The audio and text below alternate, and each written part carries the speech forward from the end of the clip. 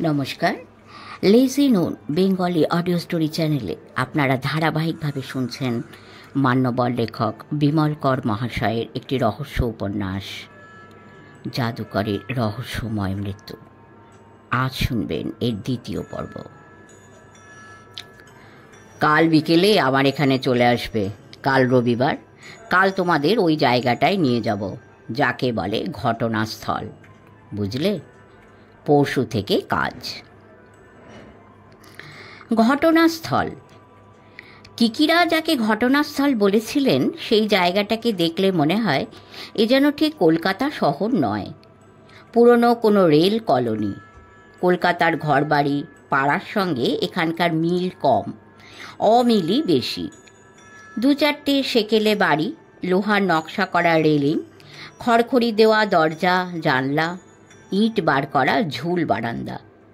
এসব চোখে না পড়বে তা নয়, তবে বেশি করে যেটা চোখে পড়বে সেটা হলো এক ছাদের একই ধাঁচের সার সার বাড়ি, মেটে লাল রং, একতলা। দোতলার সংখ্যা কম। বাড়িগুলো থেকে খানিকটা তফাতে বড় একটা মাঠ। মাঠের ওপারে বুঝি রেল লাইন।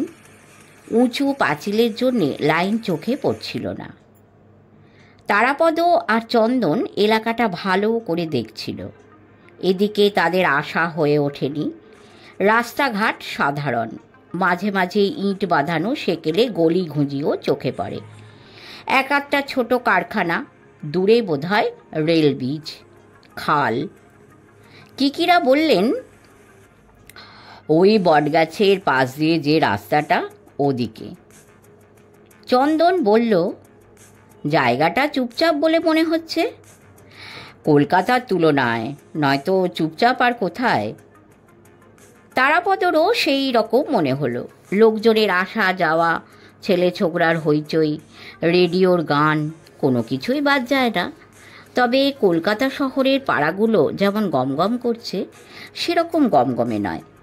তার একটা কারণ বোধ হয় ঠিক এই জায়গাটা দিয়ে বাস মিনি বাস যায় না। দোকান পসার কম। ট্যাক্সি রিকশার অবশ্য চলাচল রয়েছে। তারাপদ বলল, জায়গাটার নাম কি কি বলে? কিকিরা জায়গাটার নাম বললেন, বলে চন্দনকে ইশারায় ঘড়ি দেখতে বললেন। চন্দন তার হাত ঘড়ি দেখল, 5:30 বেজে গিয়েছে। এখনো ঘণ্টাখানেক আলো থাকবে, কি বলো? আজকাল বেলা বেড়ে গেছে। চন্দন অত খেয়াল করে কথাটা শুনল না, শুধু মাথা নাড়ল। বটতলার পাশ দিয়ে সরু রাস্তা, পিচ বাঁধানো। ট্যাক্সি টেম্পো অনাসেই চলে যেতে পারে। ডান দিকে এক শহীদ স্তম্ভ, হাত কয়েক তফাতে খানিকটা জায়গার মাটি কোপানো। কুস্তির আখড়া নাকি? সাইকেল চড়ে 2-3টে ছেলে পাশ দিয়ে চলে গেল। কিকিরা হাত তুলে সামনের দিকটা দেখালেন। ওই বাড়িটা, সামনে গেট। তারাপদ আর চন্দন বাড়িটার দিকে তাকালো। ভাঙা পাঁচিলের ওপারে একটা বাড়ি দেখা যাচ্ছে। বাড়ি না বলে শেড বলাই ভালো। ঢেউ খেলানো ছাদ, সিনেমা থিয়েটারের হল সাধারণত যেমন দেখতে হয় সেই রকম দেখাচ্ছিল। লোহার শিক দেওয়া ফটক, ফটকের গা ঘেঁষে কৃষ্ণচূড়ার গাছ একটা। কিকিরা বললেন, আজ যেন ফাঁকা ফাঁকা। চন্দন তাকালো, বলল, ফাঁকা মানে? হল ফাঁকা, নো ফাংশন। কিকিরা হাসলেন, হ্যাঁ, নাচ গান থিয়েটার কিছুই নেই। তারাপদ বলল, এই ধ্যাদ্দেরে গোবিন্দপুরে কে ফাংশন করতে আসবে? যার দরকার সে আসবে। কলকাতা শহরে রোজ কত ফাংশন হয় জানো? পাড়ার ক্লাব, অফিস ক্লাব, স্কুলের প্রাইজ, কলেজের থিয়েটার, এ তো 12 মাস 365 দিন লেগেই আছে। অত হল লোকে পাবে কোথায়? দরকারে পড়লে এখানেও আসে। আপনি জানেন? অল্প স্বল্প জানি বই কি, তাছাড়া খবরও নিয়েছি। রাজকুমার বলেছে। বলে কিকিরা হঠাৎ দাঁড়িয়ে পড়ে আকাশের দিকে তাকালেন। আলোর অবস্থাটা দেখে নিলেন বোধহয়। তারাপদকে বললেন, একটা কথা আগে থাকতে শিখিয়ে দিই, তোমরা এমন ভাব করবে যেন এই হলটা ভাড়া নেবার কথা বলতে এসেছো। পাড়ার ক্লাব থেকে আসছো, আমি তোমাদের সেক্রেটারি। চন্দন হেসে ফেলে বলল, কোন ক্লাব, নাম কি? কোন ক্লাব? ও একটা বলে দিও যা মুখে আসে। তবে পাড়ার কথা বললে কাছাকাছি একটা জায়গার নাম করবে। কাছাকাছি পাড়া থেকে এখানে ভাড়া নিতে আসে বেশি, তাদের সুবিধে হয়, পাড়ার লোকেরও সুবিধে। তারপর চন্দনের দিকে তাকিয়ে রগরের গলায় বলল, চাঁদু, কিকিরা একেবারে ছক কষে এসেছেন সব। কিকিরা বললেন, তা ছকতে হবে না, এসেছি গোয়েন্দাগিরি করতে, পাওয়ার আবার আগে না ভাবলে চলে। চন্দন বলল, কিকিরা স্যার, কাছাকাছি কোন পাড়া আছে আমি জানি না, তবে এদিক দিয়ে বোধ হয় বেলেঘাটা যাওয়া যায়, তাই না? বেলেঘাটাই বলো, মস্ত এলাকা, বুঝতে পারবে না। শিকলা লোহার ফটক খোলাই ছিল, অবশ্য ফটকটা পুরো বন্ধ হবার কোনো উপায় নেই। একদিকের পাল্লা তলার দিকটা হেলে পড়ে মাটির মধ্যে গেঁথে রয়েছে। ফটক পেরিয়ে ভেতরে পা দিতেই তারাপদ আর চন্দন খানিকটা অবাক হয়ে গেল। তাদের ডান দিকে ছোট মতন একটা শেড, ঢাকা বারান্দার মতন দেখতে লাগে।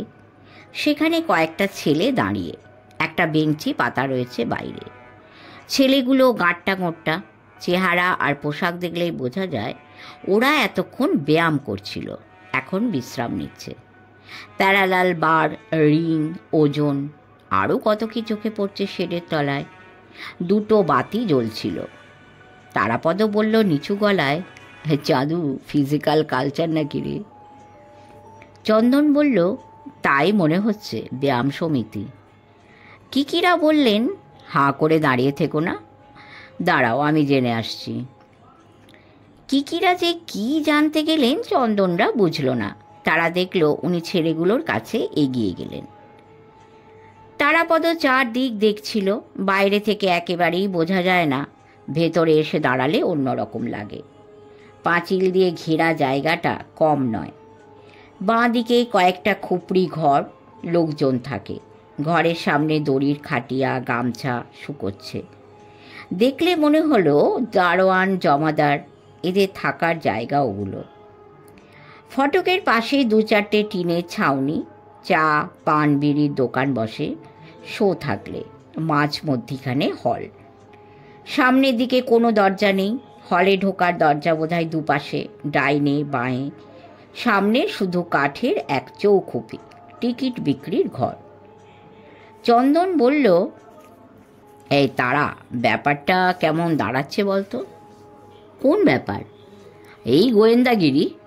আমার ভাই মাথায় কিছুই ঢুকছে না। কিকিরা যে কেন এই ঝামেলা ঘাড় পেতে নিলেন কে জানে। পুলিশের কাজ পুলিশকেই ছেড়ে দেওয়া ভালো। তারাপদ কিছু বলল না। কিকিরা আসছিলেন। কাছে এসে কিকিরা বললেন, সরখেলবাবুর সঙ্গে দেখা করতে হবে। সরখেল? সে আবার কে? এই হলে চার্জে আছেন, কেয়ারটেকার। সরখেলবাবুর অফিস পেছন দিকে, স্টেজের দিকটায়। চলো যাই। কিকিরা পা বাড়ালেন। তারপর তারাপদ আর চন্দনও এগোতে লাগলো। চন্দন বলল, আপনি ওদের কি বললেন? বললাম আমরা এই হলটা বুক করতে চাই। কার সঙ্গে কথা বলতে হবে ভাই? ওরা সরখেলবাবুর কথা বলল। আর কি বলল জানো? কি বলল? হল ভাড়া দেওয়া এখন বন্ধ। এই হলে কদিন আগে একজন খুন হয়েছে। ওদের কথা শুনে আমি এমন ভাব করলাম যেন ফল ফ্রম স্কাই। তারপর বললাম, সে কি, আমরা যে তাহলে মারা পড়ে যাব? তখন ওরা সরখেলবাবুর সঙ্গে দেখা করতে যেতে বলল। কিকিরা হাসলেন একটু, মুখ টেপা হাসি। চন্দন বলল, এতক্ষণে বুঝতে পারছি কিকিরা, আজ রবিবার, তবু হল ফাঁকা, তার মানে ভাড়া দেওয়া হচ্ছে না। আপনি আর তাহলে কষ্ট করে যাচ্ছেন কেন সরখেলবাবুর কাছে? আমি কি ভাড়া নিতে যাচ্ছি? বাহ, ভাড়ার কথাই তো বলতে যাচ্ছেন। আপনি তো সেই রকম শো দেবেন। চন্দন মজা করে বলল, তা দেব, দিতে হবে। আসলে সরখেল কি বলে শুনব। তাকে বাগিয়ে একবার স্টেজ আর হলটা দেখব। সরখেল যদি আপনাকে হল দেখাতে না চায়? চাইবে না? কেন চাইবে না? কিকিরা মুচকি হাসলেন, তারপর চোখ ছোট করে বললেন, সরখেল চাইবে না, কিন্তু ওকে দিয়ে কাজটা হাসিল করিয়ে নিতে হবে, সেটাই তো কেরামতি। হলের পাশ দিয়ে রাস্তা, দরজাগুলো বন্ধ রয়েছে হলের, একটা মাত্র বাতি জ্বলছে এপাশে। দু চারটে সাধারণ গাছপালা কম্পাউন্ড ওয়ালের দিকে, সাইকেল রাখা কাঠের ভাঙা খাঁচা। তারাপদ বলল, কিকিরা, হলটার পেছন দিকে বোধহয় ঝোপঝাড় আছে। গাছ দেখে বলছো?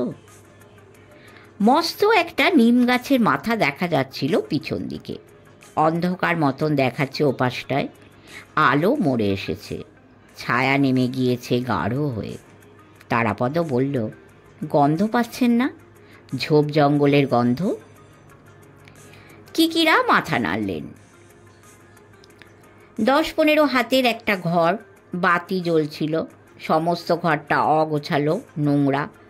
কয়েকটা পুরনো র্যাক, গোটা 2 ভাঙা আলমারি, আর গোটা কয়েক লোহার চেয়ার ছাড়া অন্য কিছু নেই।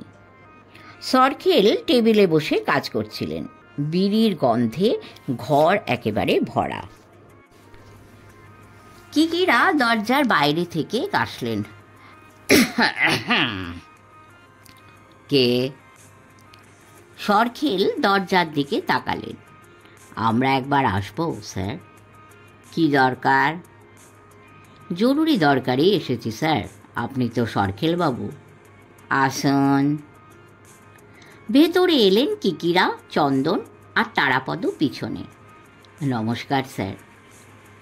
কিকিরা বিনয় করে নমস্কার সারলেন। আপনার নাম শুনেই এলাম। সরখেল বোধহয় কোনো হিসেবপত্র দেখছিলেন। মানুষটিকে দেখলে মায়া হয়। গায়ে যেন মাংস নেই, শুধু হাড়। মাথার চুল কাঁচা পাকা, তোবড়ানো গাল, চোখে চশমাটা ডাঁটি ভাঙা, গায়ে ময়লা পাঞ্জাবি। কিকিরা বললেন, আমরা একটু বসি। বলে চেয়ার সরিয়ে বসে পড়লেন। ইশারায় বসতে বললেন তারাপদদের। কি দরকার আপনাদের? সরখেল জিজ্ঞেস করলেন। আমাদের একটা বুকিং দিতে হবে স্যার।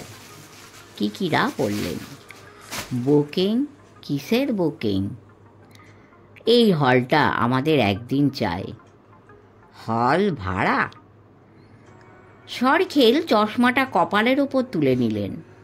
হল এখন তো ভাড়া দেওয়া হচ্ছে না। ভাড়া দেওয়া হচ্ছে না? কেন? এই তো সেদিন হরিপদ চাটুর্যেরা ভাড়া নিয়ে ওদের থিয়েটার করলো, আমি কার্ড দেখেছি ওদের। আগে কি হয়েছে সে কথা বাদ দিন। হল আমরা ভাড়া দিই, ভাড়া দেবার জন্যই হল। ভাড়ার টাকায় খরচ খরচা চলে, কিন্তু মশাই হল এখন বন্ধ, ভাড়া দেওয়া হচ্ছে না। সে কি, কেন? কিকিরা ইশারায় চন্দনের কাছে সিগারেটের প্যাকেটটা চাইলেন। চন্দন প্যাকেট দিল। সরখেল বললেন, থানা থেকে বারণ করে দিয়েছে। থানা? কিকিরা যেন কতই না অবাক হয়েছেন। অবাক হয়ে তাকিয়ে থাকলেন। ততক্ষণে সিগারেটের প্যাকেট তার হাতে। প্যাকেটের মধ্যে কি যেন গুঁজলেন। সরখেলের দিকে বাড়িয়ে দিলেন, রেখেই দিলেন সামনে। থানা কেন বারণ করবে? মারদাঙ্গা হয়েছিল স্যার? আজ্ঞে না, খুন। খুন? চোখের পাতা পড়ছিল না কিকিরার। হাঁ করে তাকিয়ে থাকলেন। এই হলে খুন? বলেন কি? সরখেল সিগারেটের প্যাকেট তুলে নিলেন। কি বলবো মশাই, এমন ঘটনা এই হলে কোনো দিন ঘটেনি। আজ 20 বছর আমি এখানকার কেয়ারটেকার। খুন খারাপি হয়নি কখনো। লোকে হল ভাড়া নেয়, নাচে গায়, থিয়েটার করে, টাকা মিটিয়ে যে যার বাড়ি চলে যায়। সিগারেটের প্যাকেট খুলতেই সরখেল কি যেন দেখলেন। দেখে অবাক হলেন। একবার কিকিরার দিকে তাকালেন। তারপর প্যাকেট থেকে আলগোছে সিগারেট বার করলেন। কোত্থেকে আসছেন আপনারা? বেলেঘাটা। আমাদের এই ছেলেদের ক্লাবের সিলভার জুবেলির একটা ফাংশন আছে বলে তারাপদ আর চন্দনকে দেখালেন। হল না হলে এরা বিপদে পড়ে যাবে দাদা। সরখেল বললেন, কোন ক্লাব? চন্দন বলল, এই নবযুবক সংঘ। নামটা তার চট করে মুখে এসে গিয়েছিল। কিকিরা বললেন, বুঝতেই তো পারছেন, পাড়ার লোকের সুবিধে দেখে আমাদের ব্যবস্থা করতে হয়। এই হলটা কাছে, আসা যাওয়ার সুবিধে। সরখেল সিগারেট ধরিয়ে নিলেন, বললেন, হল এখন আমার হাতে নেই। খুন হবার পরের দিন থেকেই থানার হুকুমে সব বন্ধ রাখতে হয়েছে। এমনকি যাদের বুকিং করা ছিল তাদের ডেট ক্যান্সেল করে দিতে হলো। আর কী যে ঝামেলা মশাই, লোকে এসে গালাগাল দিচ্ছে আর আমি থানা দেখিয়ে দিচ্ছি। কি করব? সত্যি সত্যি খুন হয়েছে? কিকিরা বললেন। মানে আপনি বলছেন কি আমি কি ফক্করি করছি? না না, তা করবেন কেন? কবে হয়েছে খুন? এই তো 7 তারিখে। হলের মধ্যে? একেবারে স্টেজের ওপর। তখন কে একজন যেন ম্যাজিক দেখাচ্ছিল। ম্যাজিক? আপনি দেখেছেন খুন হতে? আরে না মশাই, আমি কি মশাই সারা রাত এখানে বসে পাহারা দেব? 7:30 8টা নাগাদ আমি বাড়ি চলে যাই। বলে সরখেল যেন বিরক্ত হয়েই সামনের খাতাটা বন্ধ করে ফেললেন। হ্যাঁ, তা তো ঠিকই। আপনি এই ঘরে কতক্ষণ আর বসে থাকবেন? হ্যাঁ, থাকি না। পার্টির কাছ থেকে বকেয়া টাকা নিয়ে রসিদ দিয়ে 1-8 ঘন্টা থাকি, তারপর বাড়ি। দরকার পড়লে আমার বাড়ি থেকে ডেকে নেয়। আমার বাড়ি কাছেই। কিকিরা তারাপদের দিকে তাকালেন। তোমরা খুব মুশকিলে পড়ে গেলে। সরখেলবাবু যা বলছেন তাতে আর আশা দেখছি না। কিকিরা পকেট থেকে রুমাল বার করে মুখ মুছলেন। রুমালটা তুললেন না, টেবিলের ওপর ফেলে রাখলেন। সরখেলকে দেখলেন। কিকিরা হাসলেন।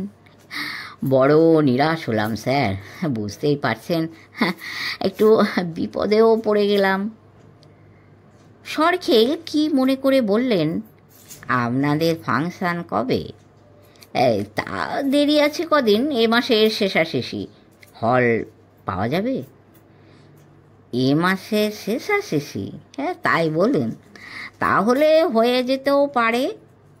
পারে? হ্যাঁ পারে। থানা বোধহয় 2-4 দিনের মধ্যে হুকুম উঠিয়ে নেবে, সেরকমই শুনেছি। আমাদের বড় লোকসান হচ্ছে, বুঝলেন না। কিকিরা এমন করে নিঃশ্বাস ফেললেন যেন নিশ্চিন্ত হয়েছেন এতক্ষণে। বললেন, বাঁচালেন স্যার। আমাদের একটা দিন দিয়ে দেন যদি। এখনই? না না, এখন কিছুই হবে না, পরে আসুন। থানা থেকে আগে ছাড় আসুক। বেশ, তবে তাই। রুমালটা আরও একটু সরিয়ে দিলেন কিকিরা সরখেলের দিকে। আমরা দিন 4-5 পরেই আসব। আসুন। একটা অনুরোধ। কিকিরা রুমালের ওপর চোখ রেখে হাসলেন। হলটা যদি একবার দেখতে দেন, মানে আমাদের ছেলেরা একটা ঐতিহাসিক নাটক করবে, স্টেজটা দেখে গেলে ভালো হতো। এই নিজেরাই সেট টেট তৈরি করছে, বেশ করেওছে। কোথায় কেমন মানাবে দেখে নিলে ভালো হতো। তাছাড়া হলটাও দেখে নেওয়া দরকার। 500-600 লোক হবে আমাদের, পাড়ার লোকই বেশি। আপনাদের হলে কত লোক ধরে? 472, এই মোটামুটি ধরুন 100-5। একটু কম হয়ে গেল। কিকিরা তারাপদর দিকে তাকালেন। টেনে টুনে ম্যানেজ করতে হবে, কি বলো? যাগে, তোমার স্টেজের ব্যাপার একবার দেখে নাও। কিকিরা এমনভাবে বললেন যেন সরখেল স্টেজ দেখাতে রাজি হয়ে গেছেন। সরখেল চেয়ার ছেড়ে উঠলেন না। কিকিরা ইশারা করলেন তারাপদদের, ঘর ছেড়ে চলে যেতে বললেন। চন্দন আর তারাপদ একে একে ঘরের বাইরে চলে গেল। সরখেল প্রথমটায় কোনো কথাই বললেন না, পরে বললেন, আপনাদের আমি স্টেজ দেখাতে পারি না। কেন? একটিবার শুধু দেখব। আপনাকে আমি বলছি কি, পুলিশ থেকে বারণ। ভাড়া দেওয়া বারণ বলেছেন, ভাড়ার কথা পরে এসে ঠিক করে যাব, এখন শুধু একটিবার স্টেজ আর হলটা। না, হবে না মশাই। আপনি মশাই বেআইনি কাজ করিয়ে নিতে চাইছেন, থানা থেকে লিখিয়ে আনুন, আপনাদের হল দেখিয়ে দেব। কিকিরা হাসি হাসি মুখ করে বললেন, আমি স্যার থানা পুলিশ জানি না, আপনাকে জানি। আপনি যদি দেখাতে না চান দেখাবেন না, কিন্তু আমি বলছিলাম আপনি যদি দেখাতেন ক্ষতিটা কি হতো? আমরা একবার চোখের দেখা দেখে চলে যেতাম, কোনো জিনিসে হাত ছোঁয়াতাম না। তা আপনার যখন অসুবিধে তখন না হয় না দেখালেন, পরে এসে দেখে যাব। আচ্ছা, নমস্কার। কিকিরা নমস্কার জানিয়ে উঠে পড়লেন। সরখেল বোধহয় খেয়াল হলো, বললেন, আপনার রুমাল। ও। কিকিরা রুমালটা তুলে নিলেন হাত বাড়িয়ে। রুমালের তলায় এমন কিছু ছিল যা দেখার পর সরখেল খানিকটা ইতস্তত করলেন। হঠাৎ তার মত পাল্টে গেল, বললেন, আপনি আমাকে দিয়ে বেআইনি কাজ করিয়ে নিচ্ছেন মশাই। ঠিক আছে, চলুন, তাড়াতাড়ি সেরে নিন। সরখেল টেবিলের ড্রয়ার থেকে চাবির গোছা বার করে উঠে দাঁড়ালেন। রাজকুমার। তারাপদ এসে দেখল কিকিরা চোখ বুজে গান শুনছেন। এমনভাবে শুয়ে আছেন তার গদিওয়ালা আর্মচেয়ারে, হাত পা ছড়িয়ে, মাথার তলায় কুশন গুঁজে, যেন ঘুমিয়ে পড়েছেন। দু মুহূর্ত দাঁড়িয়ে থাকলো তারাপদ। পুরনো আমলের গ্রামাফোন, রেকর্ডও পুরনো। গান দূরের কথা, গলায় শোনা যায় না, ঘ্যাস ঘেঁষে একটা শব্দ। না কথা না সুর। এই গান শুনে মানুষ আবার ঘুমিয়ে পড়ে নাকি? কিকিরা সবই অদ্ভুত। যেমন মানুষ তেমন তার পছন্দ। এই ঘরটা দেখলেই বোঝা যায় ছোটোখাটো একটা মিউজিয়াম আগলে কিকিরা দিব্যি তার দিনগুলো কাটিয়ে যাচ্ছেন। তারাপদ ডাকতে যাচ্ছিল কিকিরাকে, তার আগেই কিকিরা বললেন, সোজা আসছো? আপনি জেগে আছেন? আমি ভেবেছিলুম গান শুনে ঘুমিয়ে পড়েছেন। কিকিরা চোখ খুললেন, নড়ে চড়ে বসলেন, বললেন, এ গান তোমার খগেন দস্তিদারের। রেকর্ডটা হবে 36-37 সালের। আমার পুরনো রেকর্ডের স্টকের মধ্যে পেয়ে গেলাম। হ্যাঁ, ওটা গান না গদা যুদ্ধ। হেসে ফেললেন কিকিরা। সেকালের গান টান তোমাদের পছন্দ নয়। হ্যাঁ, বন্ধ করে দাও, শেষ হয়ে এসেছে। গান শেষ হলো। তারাপদ রেকর্ডটা তুলে রেখে দিল একপাশে, গ্রামোফোনের ঢাকনা বন্ধ করল। তুমি মেসে যাওনি? না, চন্দনায় আস্তে আস্তে 7টা বেজে যাবে। ওর হাসপাতাল থেকে ছুটি হবে 6টার সময়। তাই বলছিল নতুন ডিউটি শুরু হয়েছে। কিকিরা স্যার, কাল রাত্রিরে আমার একটা কথা মাথায় এলো। তারাপদ বলল। কাছাকাছি একটা চেয়ারে বসল সে। ঘরের পাখা চলছে, জানলা খোলা। বিকেল মরে গিয়েছে অনেকক্ষণ, আলো ঝাপসা। ঘরের মধ্যে এখনও তেমনভাবে ছায়া নামেনি, সব কিছুই চোখে দেখা যায়। কিকিরা বললেন, কি কথা? ফুলকুমার সম্পর্কে আমরা কিছুই জানি না। তার দাদা রাজকুমার আপনাকে যা বলছে আপনি সেটাই মেনে নিচ্ছেন।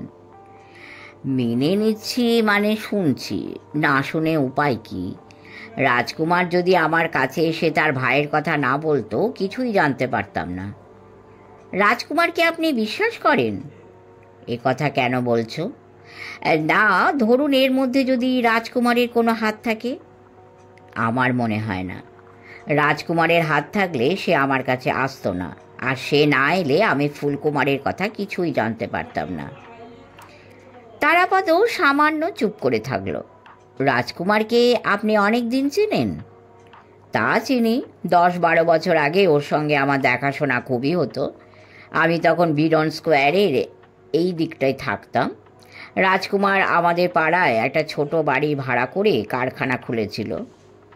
কিসের কারখানা? বাজনা তৈরি। মিউজিক্যাল ইনস্ট্রুমেন্টের মানে বাদ্যযন্ত্র তৈরির। সেখানে হারমোনিয়াম, বাঁশি, ফ্লুট, তবলা, তারপর কি বলে তোমার তারের যন্ত্র, এই যেমন সেতার, এসরাজ তৈরি হতো। তারাপদ অবাক হয়ে বলল, ভদ্রলোকের কি বাজনা তৈরির কারবার? আগে তাই ছিল, একরকম পৈতৃক ব্যবসায় বলতে পারো। চিতপুরে দোকান ছিল ওদের, এখন আর নেই। এখন কিসের ব্যবসা? কাপড়ের, বড় বাজারে কাপড়ের ব্যবসা করে। বাদ্যযন্ত্র থেকে বস্ত্র ব্যবসায়ী? তারাপদ হাসল। কিকিরাও মুচকি হাসলেন, বললেন, রাজকুমার আজ আসবে, সময়ও হয়ে এসেছে, তাকে দেখলে তুমি খানিকটা আঁচ করতে পারবে। তারাপদ আর কিছু বলল না। আসুক রাজকুমার, দেখা যাবে ভদ্রলোককে। কিকিরাও সামান্য সময় চুপচাপ মাথার চুল ঘাঁটছিলেন অলসভাবে। শেষে উঠে দাঁড়ালেন। আমি একটা পিকচার এঁকেছি, দেখবে? কিকিরার গলার স্বরে মজা, চোখ দুটিও হাসি হাসি। তারাপদ বলল, ছবি? আপনার ওটাও জানা আছে? বলে জিওরে হেসে উঠল। কিকিরা এগিয়ে গিয়ে র্যাকের মাথা থেকে একটা চওড়া মাপের বই তুলে নিলেন। তার মধ্যে থেকে মোটা ড্রয়িং পেপারের মতন এক কাগজ বার করলেন। নিজে দেখলেন একবার, কাগজটা এনে তারাপদকে দিলেন। কাগজটা হাতে নিয়ে তারাপদ অবাক। এ আবার কেমন ছবি? দেখতে দেখতে তারাপদ বলল, কিকিরা স্যার, এটা কিসের ছবি? কি মনে হচ্ছে তোমার? স্টেজের মতো লাগছে। হ্যাঁ, ওটা স্টেজ, ঠিকই ধরেছ। যে স্টেজ আমরা গত পরশু দেখে এলাম। আচ্ছা, এই ছবির মধ্যে এখানে ওখানে নানা চিহ্ন কেন? ওগুলো সংকেত চিহ্ন বলতে পারো, খানিকটা আবার নকশা। ছবিটা থেকে আপনি কিছু ধরবার চেষ্টা করছেন মনে হচ্ছে। না, একটা আন্দাজ করছিলাম। আচ্ছা, তোমার কি মনে হয় স্টেজটা ঠিকঠাক আছে? কিছু বাদ যায়নি তো? তারাপদ খুঁটিয়ে দেখার চেষ্টা করল। সরখেল যেভাবে স্টেজ দেখিয়েছেন ওভাবে দেখলে কিছুই বোঝা যায় না। দুটো টিমটিমে বাতি জ্বালিয়ে দিয়ে বড়জোর মিনিট 10 দেখিয়েছিলেন স্টেজের ভেতর আর বাইরেটা। তারাপদ মন দিয়ে লক্ষ্য করতেও পারেনি সব। তারাপদ বলল, স্টেজের সামনের দিক আর পেছনের দিক ঠিকই আছে মনে হচ্ছে। একটা জিনিস আমি দেখতে পাচ্ছি না, কাঠের একটা সিঁড়ি দেখেছিলাম স্টেজের বাঁ নয়, ডান ধারে। সেই সিঁড়িটা কই? কিকিরা কি ভেবে হাসলেন। হ্যাঁ, নেই। তাহলে বোধহয় ভুলে গিয়েছি আঁকতে। বাকি সব ঠিক আছে? মনে হচ্ছে আছে। তারাপদ নকশা দেখতে দেখতে বলল, সাজঘরের জায়গায় দুটো ক্রস দেওয়া আছে, দেখছো? একটা ঘর ছেলেদের, অন্যটা মেয়েদের। তার পাশ দিয়ে একটা প্যাসেজ গেছে, লক্ষ্য করেছো? এই ডট ডট দিয়ে রেখেছেন যেটা, হ্যাঁ, ওই প্যাসেজটা সোজা ব্যাক স্টেজের বাইরে গিয়ে পড়েছে। যেখানে পড়েছে সেখানে একটা গুদম মতন, কাঠকুটো, ছেঁড়াখোড়া সিনসিনারি লোহা লক্কর ডাঁই হয়ে পড়ে আছে ওখানটা। তার পাশেই একটা কল, খানিকটা ঝোপ মতন। তারাপদ নকশা দেখছিল। নকশায় কয়েকটা গোল চৌকো দাগ দেওয়া রয়েছে। কিকিরার নজরকে তারিফ করতে হয়। কত অল্প সময়ের মধ্যে তিনি এসব নজর করেছেন। তারাপদ বলল, এই নকশা থেকে আপনি কি প্রমাণ করতে চাইছেন?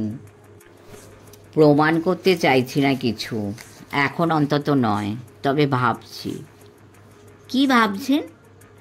ভাবছি এই রাস্তাটা দিয়ে একটা লোকের আসা, চলে যাওয়া, চুরি করে কিছু নিয়ে পালিয়ে যাওয়া সহজ। সহজ কেননা একবার ওই বাতিল জিনিসপত্রের জঞ্জাল আর ঝোপঝাড়ের কাছে পৌঁছতে পারলে তার বাইরে বেরোতে কষ্ট হবে না।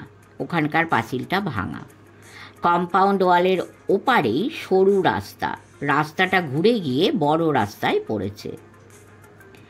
তারাপদ কিকিরার দিকে তাকিয়ে থাকলো কয়েক পলক, বলল, আপনি বলতে চাইছেন এই রাস্তা ধরে কেউ এসেছিল, ফুলকুমারকে খুন করে পালিয়ে গিয়েছে? হ্যাঁ, হতে পারে। আসতেও পারে, আবার শুধু পালাতেও পারে।